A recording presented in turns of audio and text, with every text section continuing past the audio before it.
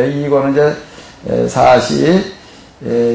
42편부터 72편까지 이제 31편의 시가 여기에 들어 있습니다. 근데 42편과 43편은 원래 이게 하나로 봐야지 됩니다. 42편과 43편은 같이 보시도록 하겠습니다. 암사슴이 시원한 시냇물을 애달아 찾듯 하나님 이 몸 주님 그리워하기를 그리합니다. 우리 다 같이 한번 읽어보시기 바랍니다. 그렇게 애달아 주님을 찾습니다. 살아계신 하나님 주님이 그리워 이리도 애각합니다. 언제나 되어야 주님 앞에 이르러 주님의 얼굴을 배울 수 있을까요? 하루종일 온종일 사람들 나를 보고 한다는 소리가 내가 섬긴다는 그 하나님이 어디 있느냐 하오니 주님이여 이것은 밤이고 낮이고 할 것 없이 밥 먹듯 눈물을 하염없이 흘립니다. 그날 하나님의 집으로 몰려가는 사람들 틈에 끼어 그들을 이끌고 가던 날 함께 다같이 좋아라 소리 지르며 고마운 마음 어찌할 줄 몰라 하던 날 축제별에 뛰어가던 그날을 생각하면 이 마음 한없이 찢어집니다. 그러나내 어찌 슬퍼하기만 하랴 어찌 괴로워하기만 하랴 나는 하나님만 기다리리라. 다시 한번 그분을 찬미하리라. 나를 구원하시는 나의 하나님을 이 마음 천갈래 만갈래 갈라져 어찌할 줄 모르겠어요. 하여 이 몸은 멀리 요단강에서 헬몬 산악에서 이살산에서 주님 생각만 하고 있어요.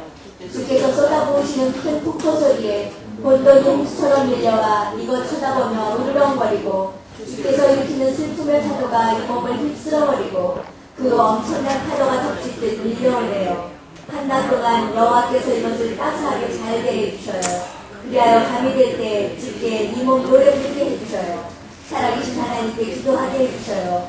나의 든든한 마음이신 하나님께 여쭈오니 어찌하여 이것을 잊으셨나요? 어찌하여 저 원수의 앞에 속에 이토록 계속 고통을 당해야만 하는 건가요? 저들은 나의 악담을 열어놓습니다. 내가 섬긴다는 그 하나님이 어디 있느냐? 하늘은 이런 말로 괴롭힙니다. 그러나 내 어찌 슬퍼하기만 하랴 어찌 괴로워하기만 하랴 나는 하나님만 기다리리라. 다시 한번 그분을 찬미하리라. 나를 구원하시는 나의 하나님을. 43편까지 같이 보시겠습니다. 하나님 이 몸 죄 없다고 말씀하셔서 내 억울한 사정하시오니 진실이라고는 찾아볼 수 없는 저들을 마다하시고 내 편이 되어주셔서 간사하고 거짓밖에 모르는 저들에게서 이 몸을 묻어주소서. 나의 힘이 되어주셨던 하나님 어찌하여 이것을 버리셨나요? 저자들도 잔인하게 짓누르는 원수들에게 어찌하여 계속 이 몸은 고통을 당해야만 하나요? 주님의 환한 빛을 보여주소서. 주님의 진실을 보여주소서. 그것을 길잡이 삼아 따라가게 해주소서. 주님의 거룩한 산으로 주님의 장막으로 이 몸 돌아가게 해주소서. 하나님 그러면 주님의 제단에 나아가 한없는 기쁨 주시는 하나님께 이르러 가야금을 들으며 주님을 찬양하리이다. 하나님 나의 하나님 그러나 내 어찌 슬퍼하기만 하랴 어찌 괴로워하기만 하랴 나는 하나님만 기다리리라. 다시 한번 그분을 찬미하리라. 나를 구원하시는 나의 하나님을. 이제 42편 2권으로 넘어오게 되면은 이제 이 42권에는 다윗의 시가 별로 없습니다. 1권에는 주로 다윗의 시였고요. 이렇게 여러 편 되지를 않는데 42편으로 넘어오게 되면 분위기가 이제 전혀 달라지는데 왜 그런가 하면 저자가 다르기 때문에 그렇습니다. 이게 저자가 누구 나와 있죠? 고라 사람의 노래 지휘자의 지휘했다라고 이렇게 나와 있는데 고라가 누구예요? 고라 그러면 아시죠? 민수기에 나오게 되는데요.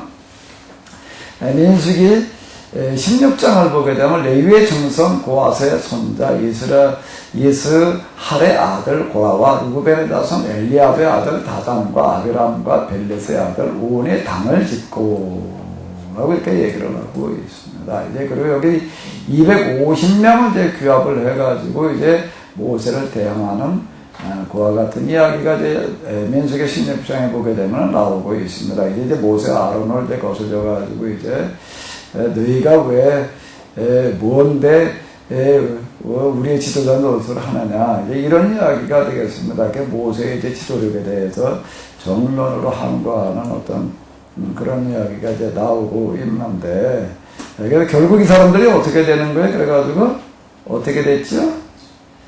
하나님께서 누구 편을 드셨어요? 모세 편을 들어가지고 이 사람들이 이제 땅이 그들을 삼켜 버렸다라고 하는 그런 이야기가 이제 여기 보게 되면은 땅이 그들이 섰던 땅바닥에 갈라지니라. 땅이 그 입을 열어 그들과 그들의 집과 고라에 속한 모든 사람과 그들의 재물을 삼키네. 고라에 속한 모든 사람이라고 이렇게 이제 얘기를 하고 있어서 이제 고라의 후손들이 다 죽었나 보다라고 우리는 요구절만 보게 되면 그렇게 생각이 되는데 그 다 죽은 거는 아니고요. 여기 이제 26장으로 넘어가서 또 이제 쭉 얘기하는 어떤 이런 거를 이렇게 보게 돼. 26장에도 그 이야기를 다시 한번 회고하면서 이제 쭉 얘기가 나오고 있는데 여기 보게 되면 이렇게 나오고 있습니다. 여기 보게 되면 자 한번 읽어보세요. 고라의 아들들은 죽음을 모면하였다. 그러니까 이제 여기 직접 가담했던 사람들만 죽은 거지 고라의 가족 후손이라고 해가지고서 그냥 다 죽은 게 아니라 하나님께서는 고라가 죄졌다고 해가지고 후손까지 다 죽였다는 얘기는 아니다라고 하는 우리가 이렇게 볼 수가 있는데 이게 민수기에 보게 되면은 이제 거기 하나님께서 진노하시는 장면에 이제 몇 번 나오게 이제 됩니다. 이 고라의 자손들의 여기 250명의 이야기가 있고, 그 다음에 12 정탐꾼의 이야기는 우리가 잘 알고 있는데, 정탐하고 온 다음에 이제 여호수아와 갈렙을 제외한 그 10명의 사람들이 또 이제 불순종하는 어떤 그런 이야기. 그래서 사실 우리는 그냥 10명이 와가지고도 믿음 없이 하나님께서 가나안을 주시겠다고 해서 그 믿음을 받아들이지 못해서 하나님이 진노하셨나 보다 이렇게 얘기를 하는데 그 내용도 가만히 이렇게 들여다보게 되면 모세에 대한 저항이었어요. 모세에 대한 저항을 하느라고 이제 야 거기 우리가 가보니까 그 땅이 참 좋긴 좋은데 우리가 들어갈 수 없는 땅인데 이렇게 얘기를 하는 것은 그건 표면적으로는 그렇게 얘기를 하는 거고 이제 그래가지고 어떻게 하면 모세에 대해서 저항하게끔 사람들을 선동하는 어떤 그런 이야기가 이제 되는 겁니다. 하는 게 이해되듯이 진노하셔서 이제 아주 내가 여기서 다들 이제 죽여 없애겠다 이제 이러시는 이야기가 나오는데요. 그리고 또 이제 우리가 그 아론과 미리암의 이야기가 나오고 있습니다. 모세가 이제 구수 여자를 취했더니 이번에 이제 미리암과 그리고 이제 아론이 또 이제 반발을 해가지고서 이제 모세를 힐난하는 어떤 그런 이야기가 있습니다. 그걸 얼핏 보게 되면은요, 모세라는 사람이 이게 뭐 주책 없이 나이 먹어가지고서 이렇게 첩을 취해가지고서 그걸 가지고 이제 미리암이 좀 뭐라고 이제 얘기를 했다, 누이로서 신우이로서 또 한마디 했다라는 이야기처럼 보이는데 내용은 전혀 그 얘기가 아니에요. 그것도 뭔가 하면 아론과 미리암이 또 누구에 대해서 저항하는 이야기가 되는 거예요? 모세의 지도력에 대해서. 거기 이제 그 구수 여인 그 잠깐 이제 우리가 첩처럼 이렇게 이제 생각이 되어지게 되는데 그게 이제 주도권을 놓고 다투는 그런 이야기가 이렇게 되는 겁니다. 그러니까 이제 민수기 이렇게 보게 되면 그 수많은 사람들이 이제 도중에 죽고 가나안에 들어가지를 못하게 되는데 다 대부분 뭐 때문에 못 들어가는 거야? 뭐 때문에 못 들어가는 거야? 뭐에 도전하는 거예요? 기도를 인정하지 않으려고 그런 사람들이 있어요. 근데 유일하게 들어가는 사람은 두 사람이 있습니다. 누구지요? 여호수아와 이 사람들은 뭘 어떻게 정탐 갔다 와가지고도 뭐라고 그래가지고 믿음으로 들어갈 수가 있다라고 그거 하나 가지고 이렇게 얘기를 이제 자꾸 생각하게 되는데 전체적인 흐름에서 보게 되면 우리가 이렇게 보면 되는 거예요. 모세라는 사람이 이제 어쨌든 미디안 광야에서 그러고 있다가 이스라엘 사람들을 이제 그 구원하러 해방시키러 내려갔을 때에 우리가 상황을 한번 이렇게 곰곰이 생각을 해보겠죠. 우리 이렇게 너무 단순하게 그냥 동화인 뜻이 이거예요. 하나님께서 모세를 보내셔서 하나님께서 보내셨으니까 뭐 이스라엘 사람들 다 모세를 하나님께서 보내신 사람이라고 우리 인정하고 받아들였으리라고 이렇게 생각을 하는데 그건 너무 단순하시켜가지고 이제 동화처럼 그냥 얘기를 하는 거고요. 이스라엘 사람들은 고센 땅에도 거기도 좋은 노릇하고 있던 이 사람들은 하나님께서 모세를 보내셨는지 안 보내셨는지도 몰라요. 그거를요.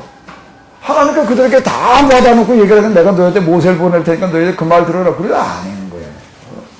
상황은 그런 거예요. 현실적으로 이렇게 돌아가서 이렇게 보게 되면 전혀 아닌 겁니다. 그러니까 모세라는 사람이 등장을 했을 때 보니까 이 사람을 인정할 만한 데가 별로 없어요. 옛날 왕궁에서 뭐 컸다고 그러니까 그게 옛날 얘기도 40년 전 얘기고 4년 동안 뭐 하다 온 사람이에요. 미디안 광야에서 뭐 하던 사람? 무슨 야? 처갓집냐? 옛날에 우리 뭐라고 그랬나만 보리쌀 맨말만 있어도 뭐 안 한다고요? 요즘은 그런 말 없나? 요즘은 친가보다 처가가 더 가깝게 사는 거 같아. 요즘은 어떻게 해야 되는 게. 나 이제 그냥 뭐 처가에 매여가지고 사는 것 같은데, 그러니까 뭐하고 뭐는 뭘수록 좋다고요? 여러분들은 변소라고 그러시나 보네. 나는 변소라는 소리를 난 들어보질 못하고 컸어. 난 뒷간이라고 그랬지. 뒷간. 정난간 아니면 뒷간이라고 정난간 얘기를 많이 하더라고요. 정난간이라는 얘기 아세요? 그것도 처음 들어보시나 보네. 정난간이라고 그러더라고요, 지금. 정난간. 정난간하고 처갓집은 뭘수록 좋다. 이게 뭐 도대체가 뭐 인정할 구석이 없는 거예요. 그런데 누구 때문에 모세가 가서 사역을 할 수 있었는가 하면 누구요? 여호수아와 누구요? 갈렙이 왔다는 거예요. 왜 이 사람들은 뭘 알아보냐면 모세를 알아보는 거예요. 그리고 여호수아라고 하는 사람과 갈렙이라고 하는 사람은 그들이 누군가 하면 그냥 한 개인이 아니에요. 한 개인이 아니고 지파의 지도자예요. 12지파의 지도자, 12명 정탐꾼의 지도자들이 가는 거예요. 그러니까 여호수아와 갈렙은 이스라엘 지파 중에서도 인구도 그렇고 제일 비중이 큰 두 지파, 유다 지파와 에브라임 지파가 있는데 주 지파의 이제 수장들이었습니다. 이 사람들은 그러니까 영향력이 제일 큰 사람들이에요. 이 사람들은 이제 모세하고 나이 차이가 한 40여 살 이렇게 나는데, 그래서 모세를 인정하고 받아들이는 거예요. 어떻게 인정하고 받아들일 수가 있을까요? 어떻게 인정하고 받아들일 수가 있을까요? 뭘 할 때 이건 가능한 건가 하면, 모세에 대한, 하나님에 대한 믿음, 이것만 가지고서는 안 되고, 하나님께서 일하시는 방식에 대한 이해가 있을 때 비로소 이걸 인정하게 됩니다. 자기 생각 가지고서는 이게 인정이 안 되는 거예요. 우리가 기대하는 방식이라고 하는 게 있어요. 그거 가진 사람들은 다 실패하는 겁니다. 근데 여호수아와 갈렙이라고 하는 사람의 어떤 그런 뛰어난 부분은 뭔가 하면 하나님에 대한 신앙은 물론 다 있는 거예요. 고라의 사람들이 이제 후손들이 신앙 고백하는 걸 보십시오. 하나님에 대한 신앙은 다 있어요. 이거는요. 다 있는데 뭐의 문제인가 하면 하나님께서 일하시는 방법에 대한 뭐요? 방법에 대한 이해와 신뢰가 따라가줘야 된다는 거예요. 이 사람들은 모세에 대해서 전적으로 신뢰를 했어요. 모세 뭘 신뢰를 했을까요? 이 사람이 뭐 지도력이 좋아가지고, 뭐 인물이 뭐가 어때서 카리스마가 있어가지고, 하나님께서 보내셨다는 거는 많은 건데, 뭔가 하면 이 사람들은 애굽 왕궁에서부터 나가는 것도 그 미디안 광야에서부터 이 사람은 무하다 온 사람인가, 뭐 이 나이 목조로, 나이가 지금 80이라고 그러는데, 이 나이 목조로 뭐만 가지고 씨름하다가 온 사람인 거예요? 이스라엘. 이 문제만 가지고 기도하다가 이걸 인정을 하는 겁니다. 그걸 어떻게 인정할 수 있었느냐라면 이 사람들도 이걸 바라고 있던 사람들이거든요. 정말 마음속으로부터 하나님께서 우리를 해방시키려는 믿음을 가지고 있었던 어떤 그와 같은 사람이에요. 그 여호수아와 갈렙, 아주 전적으로 이제 모세 편에서도 추종하는 어떤 이런 것들을 볼 수가 있고, 절대로 이 사람들은 모세와 어떤 그런 경쟁의식을 가지지를 않는 거예요. 자기들은 전적으로 모세를 도와야 될 사람이다. 이인자의식이었죠. 근데 이게 안 되는 거예요, 이제. 네가 뭔데 말이야. 우리 꼭대기 서가지고서 말이야. 모세는 그러자, 아론, 네가 뭔데, 이제 이루고 나오는 사람들이 다 죽어가는 겁니다. 그것 때문에 죽은 거예요. 그러니까, 이게 지금 민수기에서 얘기하는 그런 경고에서 우리가 이렇게 볼 수 있는 어떤 이런 거는 뭔가 하면, 하나님께서 세우시는 권위에 대한 도전이라는 건 절대 용납되지 않는다는 겁니다. 그 하나님에 대한 반역이 되는 거예요, 이 부분은요. 하나님에 대한 반역이 되는 어떤 이런 건데. 자, 어쨌든 그런 겁니다. 근데 고라의 후손들이 있었어요. 이 사람들은 이제 살아남기는 했지만 이스라엘 사회에서 이 사람들은 어떤 사람들이 되는가, 그 후손들이 살아남긴 했지만 어떤 사람들이 되겠어요. 모세 그리고 주류는 뭔가 하면 시내산 계약의 주류예요. 여기에도 고라의 후손 그리고 이 사람들은 어떤 사람들이었을까? 무슨 주류? 이거 좋은 단어 쓰셨네. 무슨 주류예요? 비주류예요. 주류가 뭐예요? 시내산 계약 모세 이쪽 주류가 되는 거예요. 여기서 비교가 있는 비주류들이 이제 있는 거 소외된 사람들인 거예요. 살아나게 살아나고 계속 좋아하던 아주 대표자가 이제 고라 다 그러긴 했지만 그 중에 대표인 게 고라의 그 주동자 이 사람들 계속 그냥 빛을 못 보고 있었어요. 빛을 못 보고 있다 언제 가서 지구멍에도 볕들 날이 있대나? 그게 참 이게 항상 음직에 양지되고 상전벽해가 되는 건 꼭 있는데 여기 이제 쥐구멍에 볕이 들었어요. 쥐구멍에 볕이 들어가지고 고라의 후손들은 계속 이스라엘 역사에도 비주류로 남아있다가 이제 주류로 올라옵니다. 언제였을까? 그리고 어떤 사람이 고라의 후손들을 발탁을 해가지고서 주류로 활용을 할까? 어떤 사람이 그랬을까? 어떤 사람이 그럴 것 같아요? 정통성에 구린 사람이 그러는 거예요. 왜? 정통성의 시내산 계약법이 주류가 되는 거야. 이 사람들은 그걸 계속 강조한 겁니다. 그거 주류해야 된다는 거야. 시내산 계약법을요. 이쪽으로 다 나가야 되는 거야. 그게 주류예요, 그게. 그러다가 이제 그 주류가 비주류가 되고 비주류가 주류가 돼요. 그 사건이 뭐지요? 그게 이제 나단의 계약이라고 하는 거예요. 나단이 등장하면서부터 이제 이 사람은 비주류예요. 주류는 뭐였을까? 사울의 전통이 주류예요. 우리는 거꾸로 지금 생각을 하고, 지금 그냥부터 이 얘기를 하고 있는데, 이제, 이 정통성이 떨어지는 거예요. 그리고 이제 아까 우리가 오전에 뭘 봤는가 하면 이제 블레드에다 이제 그 망명하는 그런 이야기를 봤습니다. 그 1차 망명, 그 다음에 2차 망명이 또 있어요. 2차 망명 이고 나가지고서 이제 그는 헤브론으로 와가지고서 이제 이스라엘의 분열 정책으로 말하면 헤브론의 왕이 되는 겁니다. 그러니까 이건 아주 악랄한 거예요. 오늘 우리 얼핏 별 생각 없이 우리는 하나님께서 다윗을 왕으로 된 거 이렇게 생각하게 되는데요. 이스라엘에 버젓이 사울 왕가가 있었고 그 후손들이 왕이 있었어요. 그런데 그거 분열 정책을 통해 가지고 헤브론에서 그것도 이제 뇌물 써가지고서 그리고 군사력을 갖다가 압박을 가해가지고 왕이 되는 그런 왕으로 등장을 했다라고. 그러니까 정통성이 없는 거예요. 그래 추종자가 이제 당연히 없지요. 그런데 여기에 누가 추종하려고 그럴까? 그동안 계속 무슨 서름 받던 사람? 비주류로 서름 받던 사람들은 나서는 거예요. 그게 누구가 되는 거예요? 고라의 후손이 되는 겁니다. 이제 역대기에 보게 되면 이런 얘기가 나와요. 여기 보게 되면 이제 고라의 사람들 엘간나와 이시야와 아사렐과 요에셀과 야소부암이며 그들 사람 여러 암의 아들 요엘 이렇게 쭉 이렇게 나가고 있습니다. 그리고 이제 26장으로 넘어가게 되면 성전 문지기들의 짚은 배당. 이제 성전에서 이제 중요하게 요직을 맡기는 그런 사람들에 대한 명단이 나오고 있는데 성전 문지기들도 반별로 조직되었다. 여기 이제 그렇게 이 고라의 집안에서는 아삽의 손자요 고레의 아들인 무셀레마가 한 반을 조직하게 되었다. 무셀레마는 7 아들을 두었는데 다음과 같은 순서였다. 스가랴, 여비아델, 보투르르르 명단이 한참 어디까지 나가는가 하면 길게 나갑니다. 어디까지 나가는가 하게 되면 자 이게 10절까지 이렇게 길게 나가고 있어요.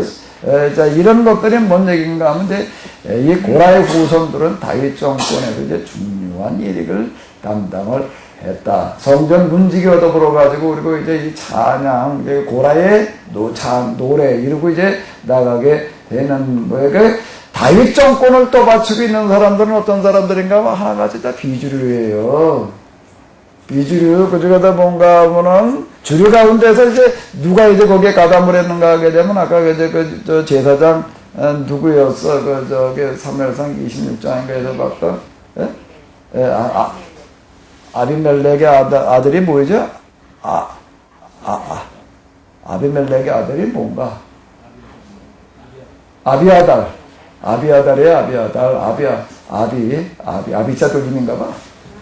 아비멜렉 아비아달인데 아비아달은 그건 정통 이제 주류의 제사장이었어요. 근데 그 사람은 왜 다윗에게 가담을 하게 되는가 하게 되면은 사울이 누구를 죽였는가 하면 다윗을 숨겨주고, 수배령이 내렸을 때, 그때 떡을 주고, 그 다음에 무기를 줬다는 것 때문에, 그 도액이라고 하다 고자질을 해가지고도 죽였다고요. 죽일 때 겨우 살아남은 사람이 누군가 하게 되면 아비아달이에요. 근데 에봇이라고 하는 걸 가지고, 이제 다윗에게 피난을 가가지고서, 이제 정통성을 지닌 제사장으로서는 이제 아비아달이 이제 합제를 한 거는, 이제 그와 같은 그 연유에서 이제 이렇게 된 거고요. 그 제사장들 가운데도 정통성을 지닌 사람들이 와가지고 별로 가담하려고 그러지를 않아요. 왜 그래? 누가 그러는가?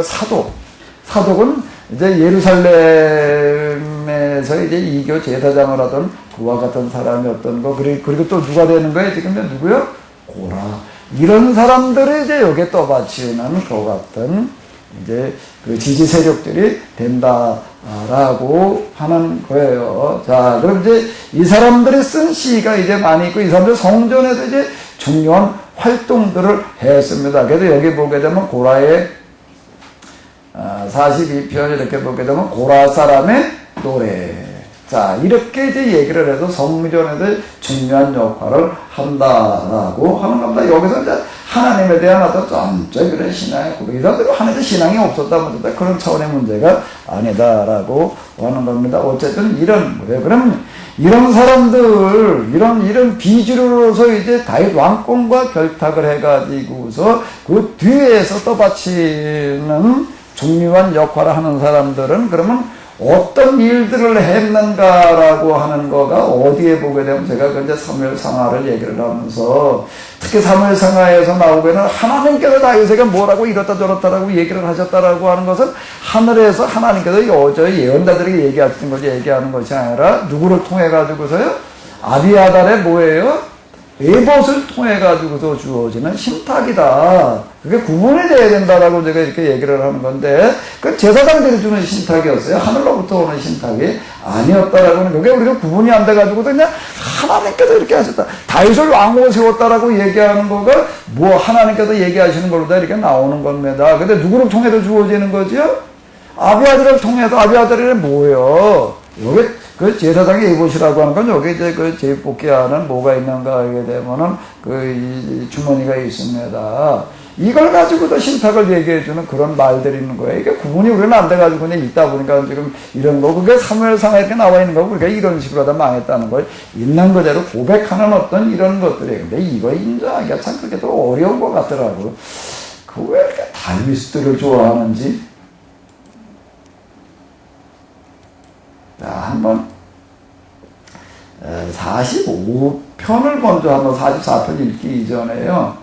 45편을 읽어보게 되면은 이 사람들이 도대체 다윗 정권을 또 바치고 있는 그런 사람, 비주류였다가 이제 다윗 때 와가지고도 주류로 올라가가지고도 이제 있는 사람들이 도대체 무슨 일을 했는지가 여기에 이제 그 흔적을 찾아볼 수가 있습니다. 45편을 한번 읽어보시도록 하겠습니다. 다 같이 보시겠습니다. 한번 다 같이 소리내서 읽어보세요.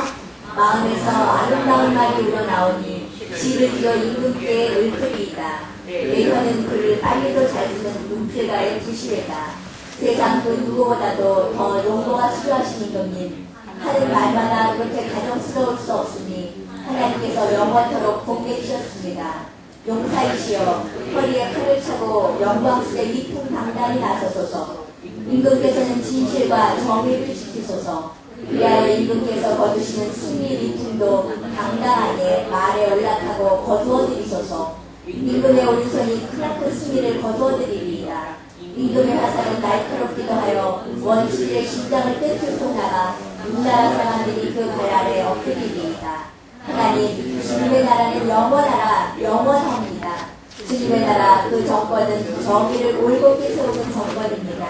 임금께서는 정의를 사랑하시는 분, 못된 일에 쌓는 것들을 미워하시는 분, 그까지 하나님, 임금님의 하나님께서 복받아 살아라 기름 부어 주셨지요. 다른 이가 아닌 임금께 기름 부어 주셨지요. 오략 향기, 치양 향기, 육개 향기, 임금의 옷자락에서 은은하게 풍기고 상하로 장식한 화려한 궁궐, 아름다운 음악소리 가득 차 임금의 마음 흡족해 하네요. 궁궐에 사는 여인들 가운데에는 이 나라 저 나라 공주들도 피어있지요. 오밀 황금으로 곱게 단장한 아비 있는 임금의 오른쪽에 서 있네요. 아기씨, 내 말 좀 들어보아요. 내 말에 귀를 좀 기울여요. 아기씨 결례와 친정집은 잊어버려요. 아기씨가 아니라 아가씨 같은데 이게 지금 이게 아마 아기씨라고 해요? 자 읽어봐요. 아기씨 아름답게 가꾸어야 임금님의 사랑을 차지하지요. 임금이 바로 아기씨의 낭군 아니던가요. 그러니 그분의 말을 잘 따라야 할 것은 정한 이치. 두로 사람들이 정부를 들고 아기씨를 찾아오네요. 부자로 산다는 저 백성이 아기씨 마음에 들려고 애를 쓰네요. 왕궁 안에 있는 왕비 참으로 아름답기도 하여라. 현금실로 곱게 짠 옷을 들이우고 화려하게 수놓은 뒷옷을 걸치고 임금 앞으로 나아가는구나. 젊은 처녀들이 그 뒤를 따르는구나. 그 처녀들 또한 임금 앞으로 나아가는구나. 절벽의 즐거운 모습 모두들 왕궁으로 들어가는구나. 임금이시여, 임금은 자식들을 열어두리이다. 그리하여 조상들의 대를 이어 왕위를 이어가리이다. 온 땅을 다스리는 왕으로 그들을 참으시리이다. 오고 오는 세계마다 임금의 이름을 기억하리이다. 문나라가 영원토록 임금을 칭송하리이다. 자, 읽어보니까 어때요? 에? 뭐라고 잘 안 들려? 얍삽하다고? 얍삽하다고 그러니까 뭐라고? 그게 완전 아부의 절정이죠. 아부의 절정인 거예요. 이보다 더한 아부가 있을 수 있나? 이게 뭔가 하게 되면 당시 이제 이 비주류로서 왕권과 결탁된 사람들이 이제 사제가 돼가지고서요, 정치적인 참모, 그러니까 종교 정치적 제사장으로서 거기 이제 예언자라고 하는 이름으로 다 활동하는 사람이 있고, 제사장의 이름으로 활동하는 사람, 성가대에서 또 이제 청전에서 또 이렇게 활동하는 사람들이 이제 있는, 이 사람들이 어떻게 했느냐라고 하는 거가 자세히 나와 있지를 않습니다. 근데 여기 이제 시편을 보게 되면 이제 우리가 여기서 몇 곳에서 그 흔적을 찾아볼 수가 있는데, 그 대표적인 시편이 몇 편이라고요? 40 몇 편이요? 5편이다 라고 하는 거예요. 그럼 조금 이제 이해가 되나요? 다윗 왕궁에서 무슨 일이 벌어지고 있는 건지, 여기에서 지금, 우리는 그렇게 그냥 삼면이 되는 것이 아주 신앙적으로 한 것처럼 이렇게 이제 겉으로다가 이렇게 포장 그렇게 되어져 있습니다. 그 속에서 이렇게 지금 되어져 있는 거고, 이거가 뭔가 하면 적극적으로 이렇게 전국에 홍보를 하는 거예요. 바깥에서 이게 다윗이 그거라고 시켜놓은 거니까. 그걸 뭐 자기 입으로 떠들어댈 수는 없잖아요. 자기 입으로다가, 이야, 하나님께서 나를 이 나라 왕으로 이렇게 말할 수는 없는 거예요. 그거 뭐 헌짓이라고 하는 놈하고, 그거 가가지고서, 블레셋에 가가지고서 거기 망명생활하면서 헌일이라는 게 어떤 건데. 그리고 그가 왕이 되는 거 가지고 저질적인 정치 공작으로다가 그 왕이 된 거거든요. 그 뇌물 동원하고 거기다 분사적인 그냥 겁박을 갖다가 줘가지고도 왕이 되고, 그것도 나라를 분열시켜 놓은 어떤 이런 거, 그건 뭐 씻을 수 없는 원죄 있는 거예요, 이거를요. 우리는 그런데 이거를 그냥 어떻게 이제 다 이런 건 안 보이는 거예요. 무슨 연애에 빠지게 되면 눈에 무슨 뭐가 씌인대나? 콩깍지가 씌워가지고 이빨에 낀 고춧가루도 이뻐 보인다며. 그게 다 다윗하고 그냥 이게 사랑에 빠져가지고 다윗이 오는 건 무엇인지 좋아 보이는 식이 돼버린 거거든. 그 무식을 해버렸나 그래. 그러니까 뭐가 뭔지 저는 이제 우리는 구분이 안 되는. 다윗이 원래 처음 모습은 그래요. 진짜 사랑에 빠질만 해요. 골리앗을 때려눕히고 그가 정말 돈 쫓겨다니면서 아들남에 가가지고서 정말 거기서 그 갈 곳 없는 사람들의 보호자 역할 할 때까지는 그렇습니다. 그건 거기까지예요.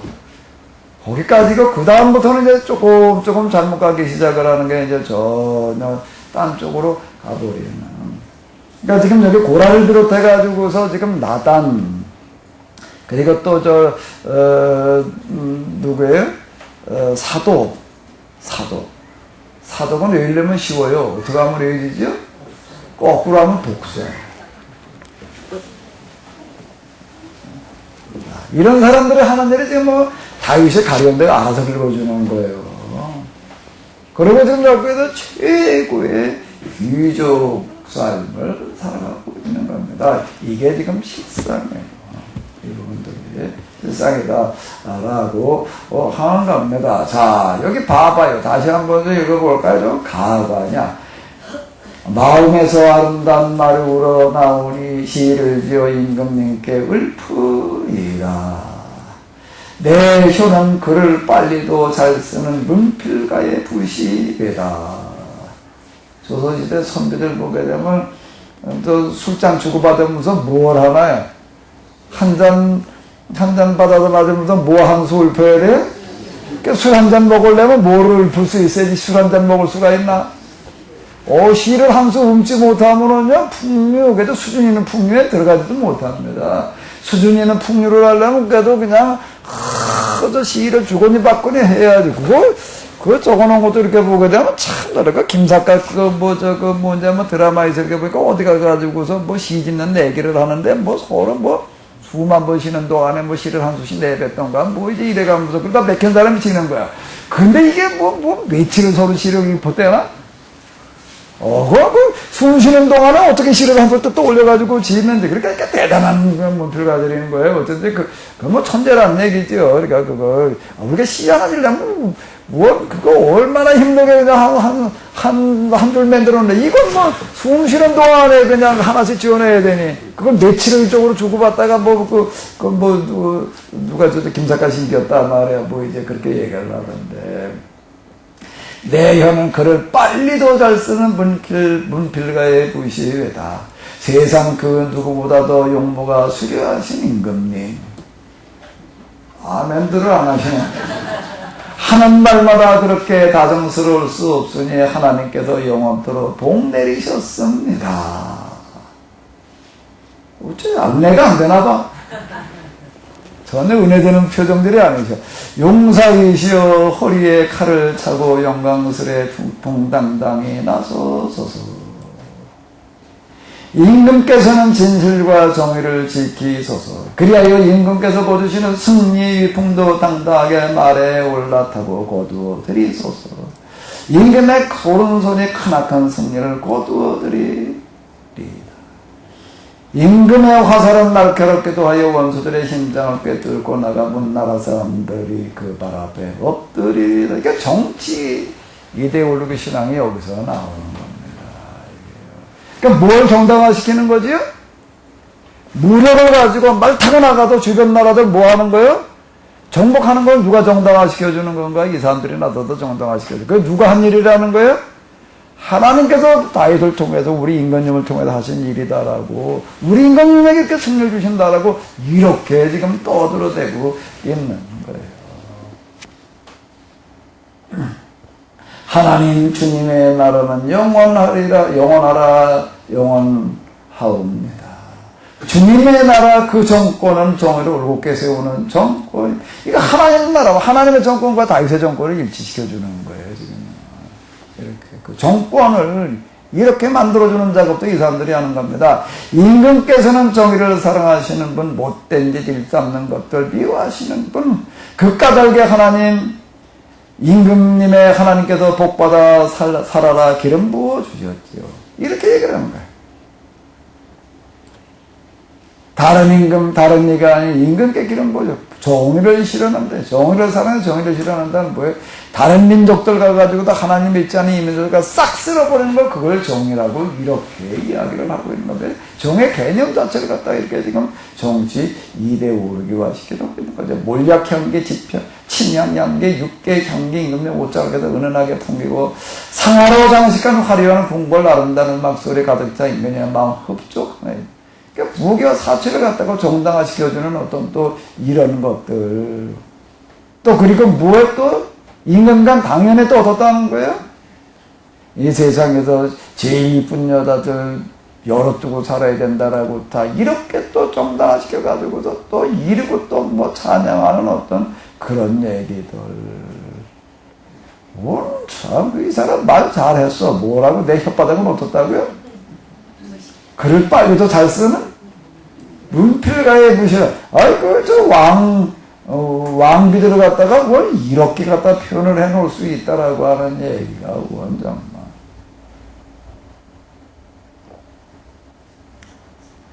저리도 즐거운 모습 모두를 왕궁으로 들어가는구나. 임금이시여 임금은 자식을 여럿들이다.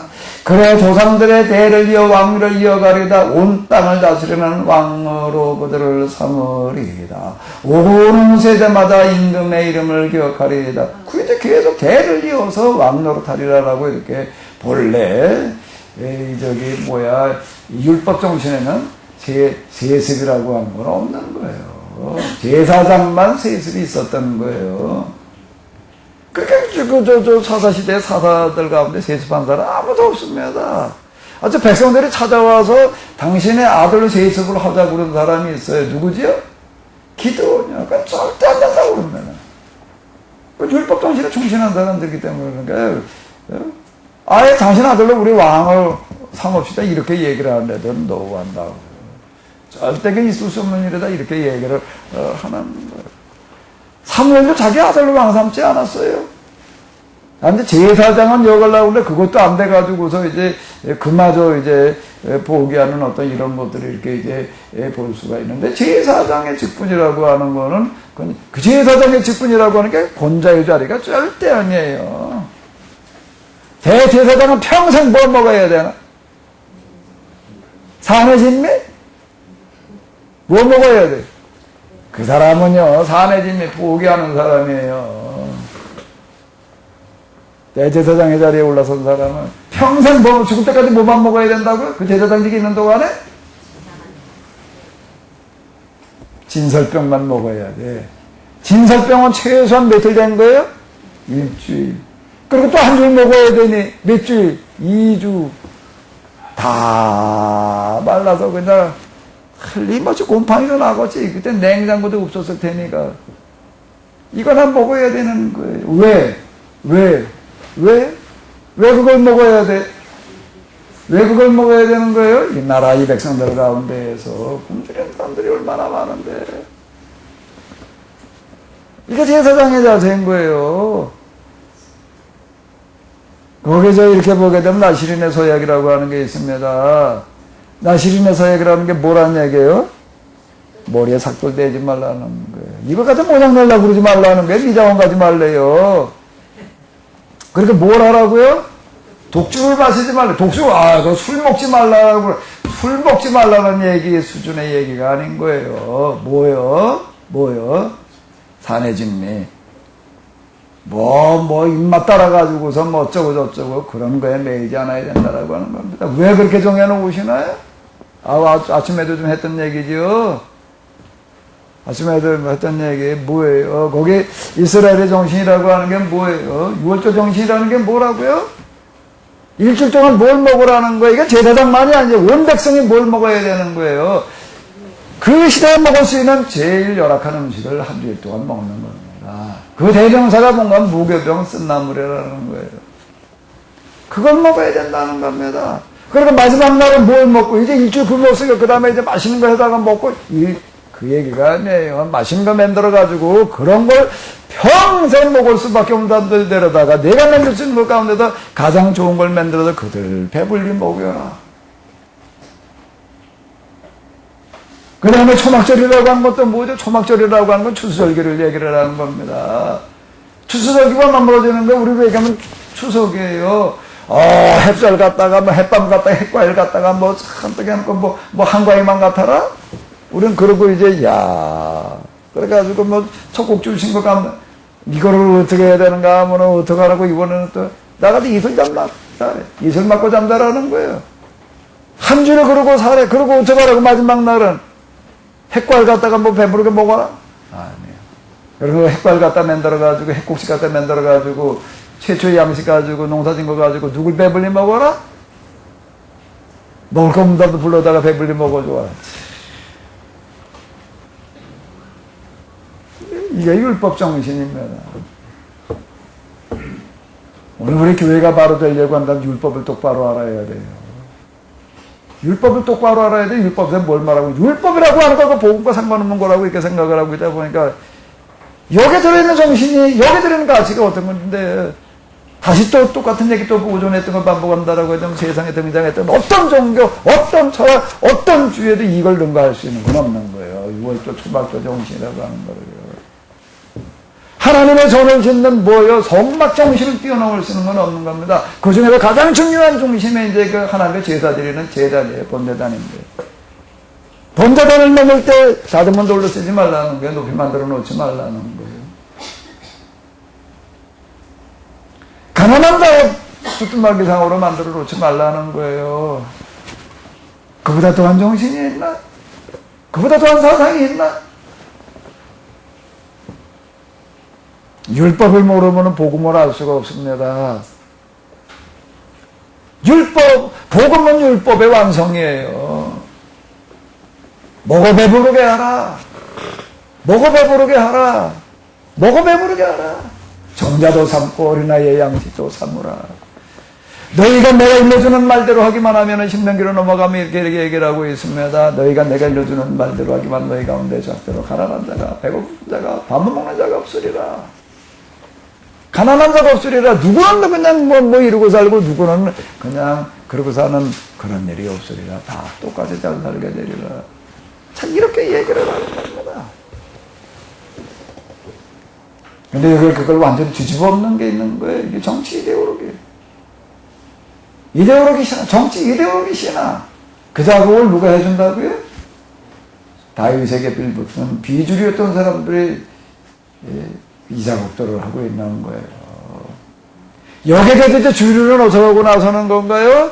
그 주류의 대변으로 등장하는 사람들이 있습니다. 왕권이 이렇게 흘러가게 될 때 그들이 누구죠? 그들의 예언자들이에요. 이런 거짓말에 넘어가지 말라는 거예요.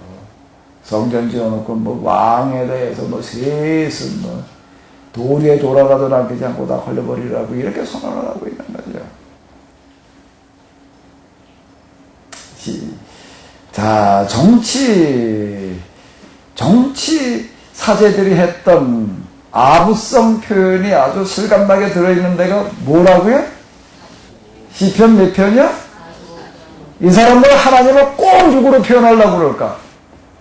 하나님 이 사람들 꼭 누구로 표현하려고 그럴까? 왕중왕, 임금 이렇게 표현을 하려고 그럽니다. 이 사람들은요. 그렇게 하나님을 이렇게 왕으로다가 임금으로 얘기를 해놓는 거가 그건 뭐가 어떻게 되기 때문에 그게 그건 누구를 띄워놓는 거기 때문에 다윗을 띄워놓는 거기 때문에 그렇게 하는 거예요. 예수님은 하나님은 왕이라고 절대 그러지 않았어요. 누구라고 그랬어요? 하늘에 계신 너희 아버지였죠. 아버지 하나님이었지 왕이신 하나님이니까 그리고 왕중왕 뭐 킹 뭐 자꾸 이게 뭘 어떻게 우리가 말을 해야 되는지를 모르는 거예요. 이런 표현들이 과거에 뭘 하기 위해서 쓰인 건지를 우리는 모르는 거예요. 이렇게 얘기하는 사람들은 여기서 뭘 어떻게 해보자고 그러지 않습니다. 여기서는 왕과 자기들이 그냥 최고의 삶을 누려야 되는 거예요. 근데 이게 그것 때문에 죽어나온 사람들 어디 가서 그걸 누린다는 거예요? 저기 하늘에 가서라고 이렇게 얘기를 하는 거예요, 이 사람들이요. 그 내세 논리라고 하는 거, 하늘 논리는 그래도 거기서 나오는 겁니다. 역사를 모르면 망하는 거예요. 역사를 모르면 망하는 거예요. 아멘?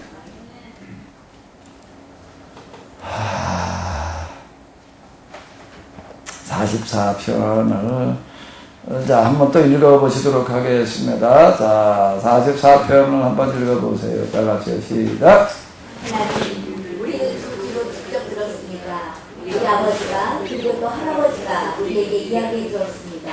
우리 조상의 백성들 사랑하던 날 주께서 용서하셨던 일들을 그때 그 오래전에 주께서 천수 문 민족을 쫓아내시어 주님의 백성을 심어두시고 문 나라들을 흩어두시어 주님의 백성이 크게 불어나게 하셨지요. 주님의 백성이 땅을 차지한 것도 그들의 칼로 그렇게 된 것이 아니고 싸움에서 승리할 수 있었던 것도 그들의 힘으로 된 것이 아니라 오직 주님의 오른손, 주님의 팔로 이루신 것이지요. 주께서 환한 얼굴로 주님의 백성에게 잘해주신 걸 알리지요. 나의 이름 나의 하나님이신 주님이여 야곱이 승리를 거두게 하소서. 주께서 힘을 발휘하시어 우리가 원수들을 패퇴시키게 하소서. 우리를 치러 들고 일어나서는 것들을 주님 이름을 의지하여 짓밟게 하소서. 나는 메고 있는 활을 믿지 않습니다. 차고 있는 칼이 나를 구해주리라 생각지도 않습니다. 원수들에게 패하지 않고 이기게 하시며 우리를 그토록 증오하는 것들 부끄럽게 하시는 이는 오직 주님이십니다. 하루 온종일 우리는 하나님을 찬미하리이다. 고마워라 주께 영원토록 감사드리리이다.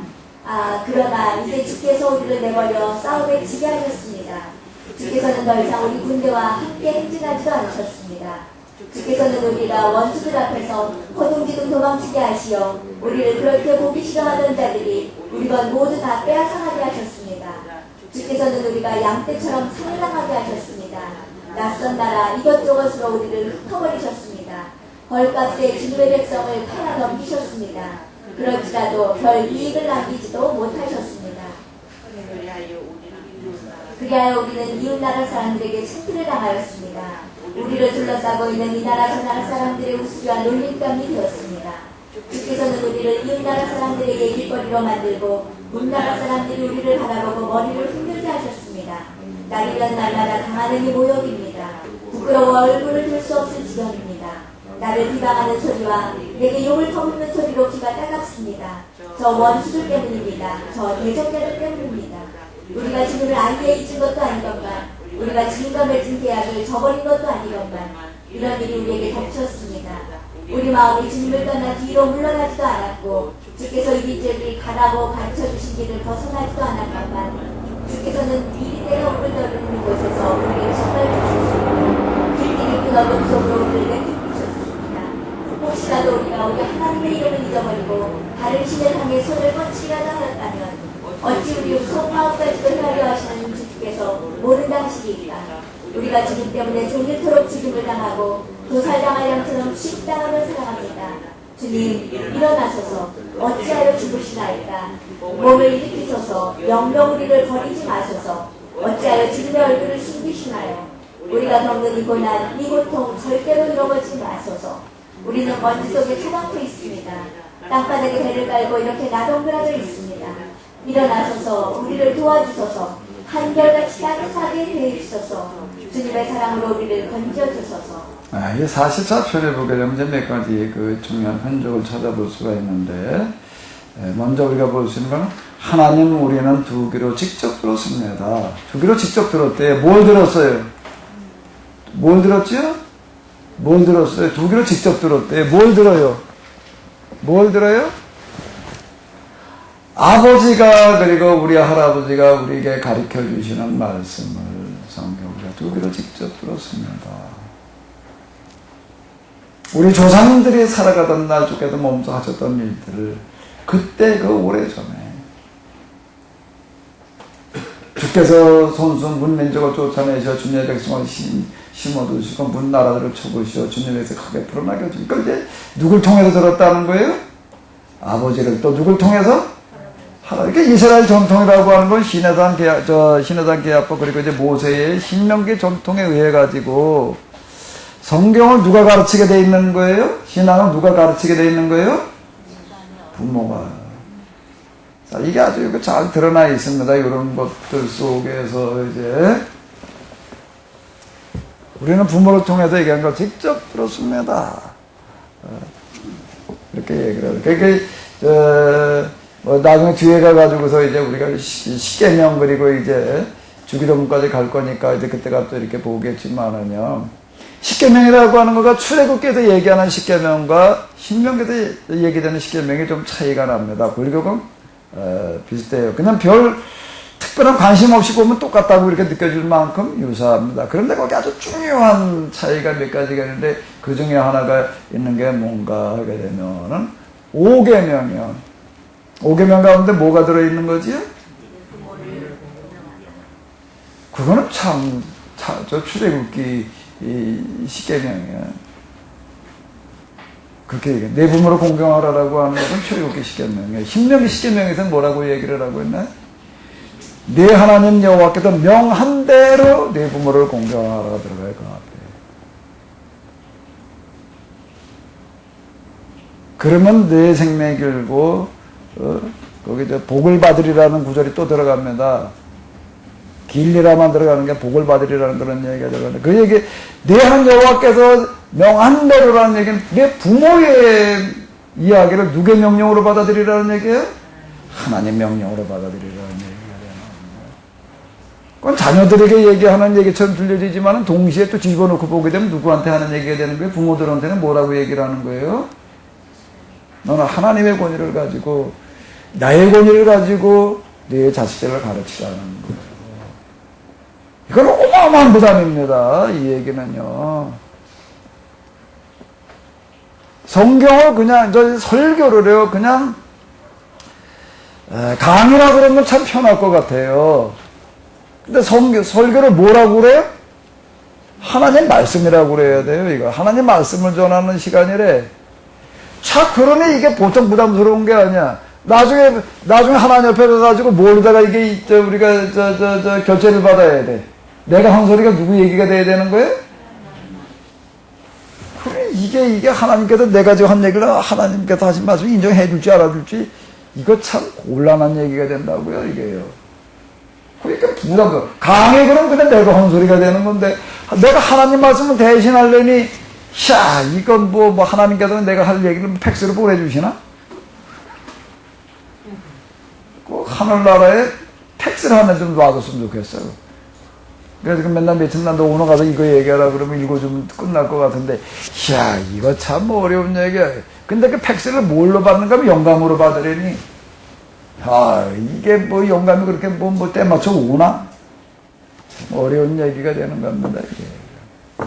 근데 여기 지금 이렇게 신명에서 얘기해요. 여기 가슴에 새겨야 된다는 겁니다. 성경을 똑바로 배워야 된다는 거예요. 똑바로 알아야 된다는 거예요. 그리고 그 다음에 그걸 가르칠 때는 어떻게 가르치라고요? 누구의 권위로 가르치라고요? 하나님께서 이렇게 말씀해요. 그러니까 자식들은 뭐라고 들어야 된다고요? 이건 우리 아버지 의견이야. 이렇게 들을 수 있는 게 아닌 거예요. 이건 우리 아버지를 통해서 말씀하시는 하나님의 음성이야. 이렇게 돼야지 되는 거예요, 이게. 그건 교인들도 마찬가지가 되는 거예요. 오늘 우리 목사님께서 하시는 설교는 누구의 음성이야? 이거 어려운 얘기예요. 이거 어려운 얘기예요. 그게 참 부담스러운 노릇이야, 이게요, 정말. 근데 이건 뭐 일주일에 그냥 뭐 10번 해야 돼. 일주일에 팩스가 10번 오면 좋은데. 참 어려운 얘기입니다. 어려운 얘기예요, 그 얘기. 이렇게 얘기를 해줬다. 이거 중요한 얘기가 되는 겁니다, 이 부분은. 나중에 우리 시계명에 가가지고 우리 다시 한번 이렇게 우리가 봐야 될 어떤 이런 건데요. 근데 이제 여기에 뭐 어떻게 그들은 이거를 해석해 나가는가 하게 되면, 부모를 통해서 들었다라고 이렇게 얘기를 하면서, 하나님께서 왕이 되셔가지고 우리 대적들 다 물리쳐 주셨다라는 식으로 다 이렇게 해석을 해 나가게 됩니다. 이게 이제 이렇게 잘못 왜곡돼 나가는 거예요, 이 부분들이요. 자, 하나님을 누구로다가 표현을 하는 거예요? 왕으로. 왕이 되셔도 이제 전쟁의 신호로다가 이렇게 이제 얘기를 합니다. 그래가지고 우리 대적들을 물리치시는 그런 하나님으로다가 이렇게 표현을 하고 있는 거예요. 주께서 나의 임금, 나의 하나님이신 주님이시여 야곱이 승리를 거두게 하소서. 주께서 힘을 발휘하셔 우리가 원수를 패퇴시키게 하소서. 자, 이렇게 얘기를 하는 거예요. 쭉 그러고 나가고 있습니다. 자, 이렇게 얘기해서, 여기 막 뒤에 또 나가게 되면 이제 하나님의 임금으로다 이렇게 표현을 해가지고도 이제 승리하시는 어떤 하나님으로다 이렇게 표현한 이런 부분들이 이제 있습니다. 그것은 곧 이제 뭐를 정당화시키는 그와 같은 신앙이 되는 거죠. 하나님 임금이 돼가지고서 그냥 주변 원수들 갖다가 다 몇 살처럼 나가는 그런 하나님으로 표현하는 것은 곧 누구에게 무슨 권위를 주는 거예요? 왕에게 뭘 주는 거예요? 무력을 사용할 수 있는 정당성을 부여를 해 주는 겁니다. 그러니까 여기서 이제 제국주의 신앙이 나오는 거예요. 제국주의 신앙 논리가 여기서 나오는 겁니다. 그 작업을 누가 해준다고요? 뒤에 이 신앙 참모들이 그 역할을 해주는 거예요. 그러니까 인간들 나가서 하나님께서 전쟁하러 나가서 물리치라고 하십니다. 이기고 돌아오다 하나님께서 이기게 하셨습니다. 자, 이래 놓는 거예요. 그게 아주 사무엘 상하로 가게 되면 그거에 도배를 이루고 있습니다. 근데 우리는 이게 구분이 안 되고 다 누가 한 얘기로 들리는 거예요? 하나님께서 하시는 얘기로다가 이렇게 들어놓으니 이게 아첨배가 한 얘기인지 충신이 한 얘기인지가 구분이 안 되는 거예요. 이런 부분들이. 근데 왜 이게 아첨배의 소리에 그렇게 다 넘어갔을까? 여러분들한테 와가지고 누가 지강하는 소리가 더 듣기 좋아요? 아첨하는 소리가 듣기 좋아요? 지강하는 소리가 듣기 좋아요? 나는 예배 드리고 집에 가게 되면 우리 집사람 얼굴부터 이렇게 자꾸 쳐다봐. 왜 쳐다볼까? 웃으시는 거 보니까 나 그 다음 말 안 할게.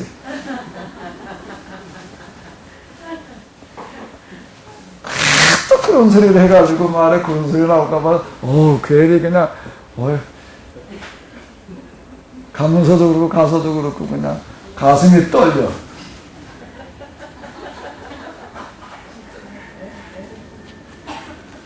지금은 다 싫어합니다. 근데 우리도 이런 데를 가다 보면 아주 입맛 땡기거든요. 문침이 살살 돌아. 내가 좀 그렇게 좀 하고 싶은 거야. 그냥 이제마다 내가 그냥 활개치고 싶은데, 여기 보니까 다윗이다 그렇게 하고 있는데 그냥 하나님께 그렇게 하셨다. 이야, 나에게도 하나님께서 다윗과 같은 은혜를 주셔서. 아멘? 지금 아멘을 안 하시네. 게다가 다윗 우상이 돼버리고 만 겁니다. 다 이렇게 돼버려. 그건 뭐 누가 그렇게 허락을 해서 그런 게 아니에요. 잘못 가르쳐 줘서도 그런 것도 아니고요. 목사님도 잘못 가르쳐 줬다고 그러지도 말아요. 그렇게 또 말하던데 그것도 아니에요. 이렇게 얘기를 해도 안 받아들이려고 그래요. 싫어해요. 이게 뭐 똑바로 가르쳐 주니 이게 뭐 이제 뭐 밥을 하나 제대로 먹을 수가 있나 뭐 이게 뭐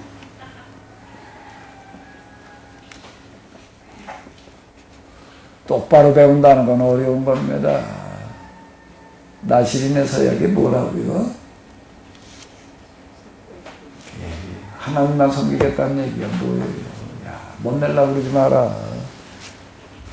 뭐?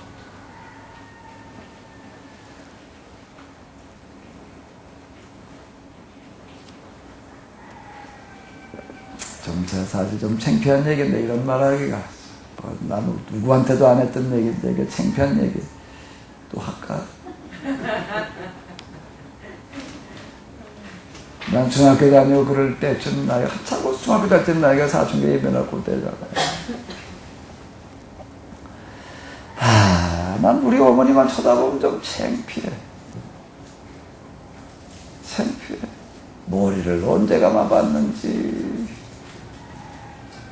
입는 옷을 늘 그냥 집에서 이럴 때 마을에 나와 다닐 때도 그렇고 위에 밑에는 몸빼에다가 위에는 뭔가 하게 되면은 내가 중학교 때 입다가 이제 그 위에 교복 동복 있었잖아. 입다가 이제 어떻게 다 해져가지고 이제 벗어놓은 거 그거 끼워가지고 맨날 그거야. 남의 집 엄마들 보니까 좀 아니던데.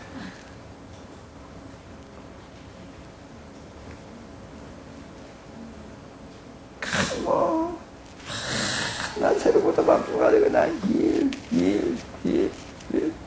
뭘 했나, 우리 중학교 다니는 동안에 그때 이제 산판에서 나와, 산판에 이제 뭐, 숲 다 굽고 장작 다 팔아먹고 그러니까 먹을 게 없어가지고, 이제 굶어 죽을 지경 돼가지고, 걱정해서 거기 양매장 자리가 나가지고, 양매장에 가가지고, 이제, 남 이제 병아리를 봐줬는데, 그 3,000마리를, 그걸 맡아서 과일을 하는데, 이야, 일이라고 하는 놈이, 그는 뭐 3,000마리가 똥 싸놓는 놈거 긁어내는 거가요. 이게 살인적인 노동이에요. 3,000마리 똥 싸는 거예요. 이야. 그 사료 그거 짊어져다가 부어주는 거, 그 다음에 또 뭘 그러다 부어줘야 되냐면, 물기로다가 지게로 저어다가 3,000마리 그 병아리 새끼 그게 찍어가지고 하늘 쳐다보고 먹는 거 별것도 아니고 어떤 거가 3,000마리가 먹는데요.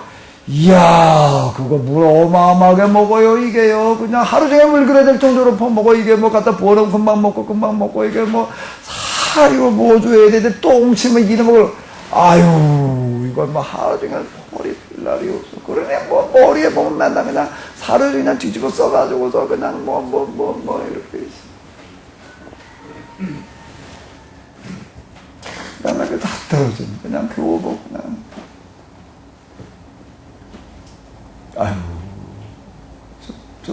우리 어머니가 어디 나가 있는 모습을 어디 가서 우리 애들하고 같이 가다가 볼까봐 난 좀 창피해. 안 만났으면.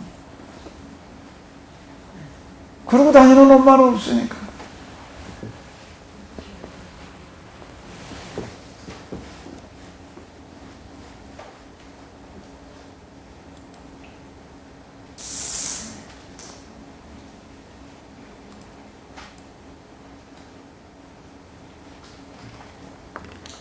이런 과거의 경험들. 나중에 나이 먹고 나가지고서요. 어머니만 생각하면 눈물이 쏟아져 나오는 건 그게. 뭐 어떤 모습이요? 우리 어머니가 무슨 자랑스럽게 차리고 자는 그 모습 때문이 아니라 이러고 다녔던 모습도 만나.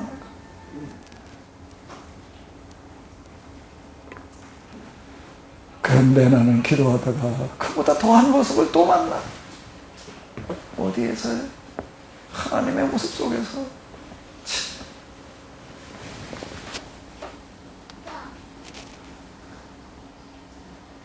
그러고 나니 그 다음에 그 하나님 생각만 해도 눈물이 쏟아졌나.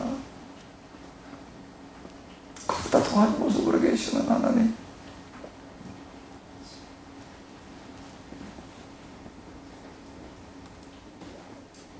근데 여기에는 이 하나님을 뭐라고 얘기를 하나? 백마를 타고 손에 칼을 들고 그냥 온 세상 정보로 다니는 그런 하나님을 그려놓고 있습니다. 뭘 어떻게 주기 위해서요? 왕에게 정당성을 부여해 주기 위해서, 무력 정복의 정당성을 부여해 주기 위해서. 완전 정치신앙의 얘기예요.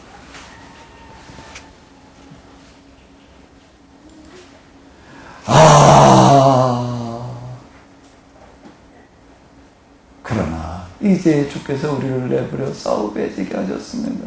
이제 완전 반전이야. 이제 하루 종일 온종일 우리는 하나님을 찬미하리다, 고마워라, 주께 영원토록 감사드리리다, 셀라. 그러니까 완전 반전, 완전 역전. 큰나 우리가 이렇게 그냥 주변에 블레셋, 에돔, 암몬 탁 가서 그냥 싹쓸이를 그리고 그냥 그때 젓가락까지 그냥 싹싹 긁어 와서 그러고 나서 종일 온종일 우리는 하나님을 찬미하리이다, 고마워라, 주께 영원토록 감사드리리이다. 셀라. 이 셀라가 뭔지 잘 모른다는 얘기. 여기 이렇게 보게 되면 할렐루야 아멘 다 갖다 합쳐놓은 게 셀라 뭐 같아. 그러나 이제 주께서 우리를 내버려 싸움에 지게 하셨습니다. 주께서는 더 이상 우리 군대와 함께 행진하지도 않으셨습니다. 주께서는 우리가 원도들 앞에서 허둥지둥 도망치게 하시 우리를 그렇게 모두 보기 싫어하시던 자들이 우리의 것 모두 빼앗아가게 하셨습니다. 주께서는 우리가 양떼처럼 살해당하게 하셨습니다. 낯선 나라 이것저것을 우리를 흩어버리셨습니다. 헐값에 주님의 백성을 팔아 넘기셨습니다. 그럴지라도 별 이익을 남기지도 못하셨습니다. 당황스러운 거예요. 도대체 왜 하나님께서 우리에게 이러고 계셔야 되는 건지, 이런 정치시나 제국주의시나 그래야 우리는 이웃나라 사람들에게 창피를 당하였습니다. 우리를 둘러싸고 있는 나라 저 나라 사람들의 우스개와 놀림감이 되었습니다. 주께서는 우리를 이웃나라 사람들의 얘기거리로 만들고 나라 사람들이 우리를 바라보고 머리를 흔들게 하셨습니다. 날이면 날마다 당하는 게 모욕입니다. 부끄러워 얼굴을 들 수 없는 지경입니다.